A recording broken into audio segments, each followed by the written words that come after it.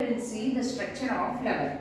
So why we are studying this flower? Because flower is very important part of a plant which helps in the reproduction. Reproduction is the essential process on this planet. From that only new plants will come from the mother plant. That process is reproduction. For that purpose, flower is very helpful. Now let us see the parts of the flower which are helping in that reproduction. First we will see this top. Here the flower is connected to the stem through this stalk. On this stalk, small leaf-like structures are there. That is called epicalyx. Above the epicalyx, still leaf-like structures, green color structures are called sepals. All the sepals together called calyx. So this calyx protects the flower when it is in the budding stage. It protects from the external conditions till it blossoms. And next, this sepals or calyx form the first whorl of the flower. Attached to this calyx, there are colorful parts of the flower. Those are called petals. All the petals together called corolla. And this forms the second whorl. Attached to these petals, there is the soft elongated structure is there now. That is called stamen. Here, this is stamen. So stamen contains this. Can you see this parts? Stamens. So on that, this top yellow color bud-like structure. Can you see bulging-like structure? Top structure. That is. Can you see that is anther. And the thin small line-like structure is there. Can you see this small line-like structure? That is filament. On the top, yellow bulging-like structure is anther. Anther and filament together form stem. This stamen is the male part of the flower, and that constitutes third whorl.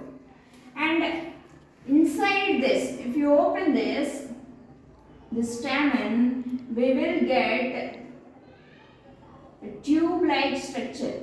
If you open this, that here, can you see? Inside this stamen only, we will get this tube-like structure. Get this structure.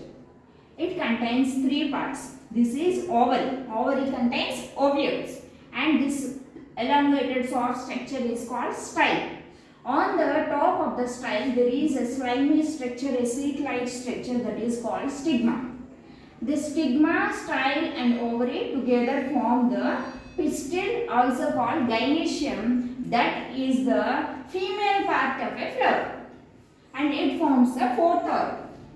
So first whorl is calyx or sepals. All the sepals together called calyx. Second whorl is petals, all the petals together called corolla.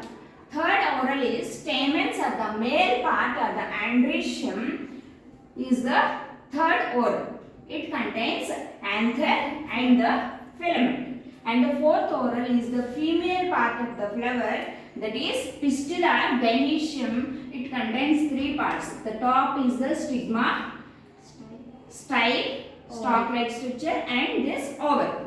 This ovary contains ovules. Inside small ovules will be there. This anther contains pollen grains.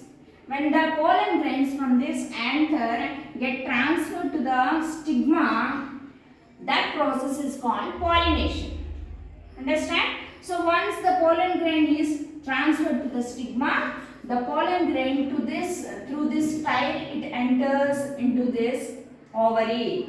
Inside the ovary, we will have ovules.